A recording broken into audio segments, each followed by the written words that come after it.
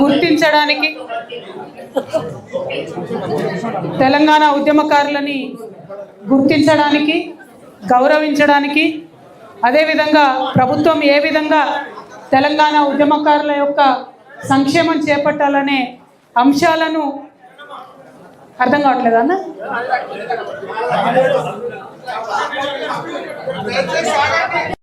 గుర్తించడానికి, గౌరవించడానికి, అదేవిధంగా తెలంగాణ ఉద్యమకారులకు సంబంధించి సంక్షేమం ఏ విధంగా చేపట్టాలి అనేటటువంటి సూచనలు, సలహాలు ప్రభుత్వానికి ఇవ్వడానికి ఏర్పాటు చేసినటువంటి కమిటీని నేను మనస్ఫూర్తిగా వారికి ధన్యవాదాలు తెలియజేస్తా ఉన్నాను. ఎందుకంటే కమిటీ నుండి తెలంగాణ రక్షణ సేనకు మీరు రావాల్సిందిగా పిలవడం, ఉద్యమకారుల సంక్షేమం గురించి మా పార్టీ నుండి మేము అనుకుంటున్నటువంటి కొన్ని విషయాలు చెప్పేటటువంటి అవకాశం రావడం నేను అదృష్టంగా భావిస్తూ ఉన్నాను. ఎందుకు ఈ మాట చెప్తా ఉన్నామంటే, ఉద్యమకారులందరితో కలిసి భుజం భుజం తట్టి పనిచేసేటటువంటి ఒక వ్యక్తిగా, మరి ఉద్యమకారులకు అన్యాయం జరిగిందనేటటువంటి అంశాలు ఇప్పుడే కాదు, అధికారంలో ఉన్నప్పుడు కూడా పలుమార్లు గొంతెత్తి అంతర్గత వేదికల్లో చెప్పినటువంటి వ్యక్తిగా,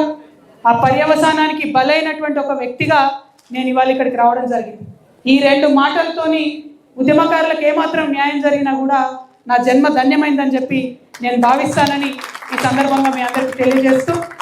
తెలంగాణ రాష్ట్ర ఏర్పాటు కోసం అమరులైనటువంటి వీరులకు, వారి కుటుంబాలందరికీ కూడా మనస్ఫూర్తిగా చేతులెత్తి నమస్కారం తెలియజేస్తూ, నేను కమిటీ వారికి, ముఖ్యంగా చైర్మన్ గౌరవనీయులు పెద్దలు కేశవరావు గారికి, అదేవిధంగా గౌరవ పెద్దలు ఉద్యమకారులు కోదండరామ్ గారికి, అదేవిధంగా సోదరులు అద్దంకి దయాకర్ అన్న గారికి, అట్లానే సోదరులు రాములు నాయక్ అన్న గారికి, ఇంకొక సోదరులు గౌరవనీయులు మోతే శోభన్ రెడ్డి గారికి నమస్కారాలు తెలియజేస్తూ ఉన్నాను. మరి ఒక కమిటీ వచ్చిందంటే ఈ భావోద్వేగ పూరితమైనటువంటి వాతావరణంలోంచి పుట్టుకొచ్చినటువంటి ఉద్యమకారులకు మేలు చేయాలంటే ఖచ్చితంగా ఆ మొత్తం భావోద్వేగాన్ని కూడా ఛానలైజ్ చేస్తూ, దాన్ని ఒక రూల్ పొజిషన్ కింద కన్వర్ట్ చేస్తూ, పర్మనెంట్ బెనిఫిట్ అనేటటువంటిది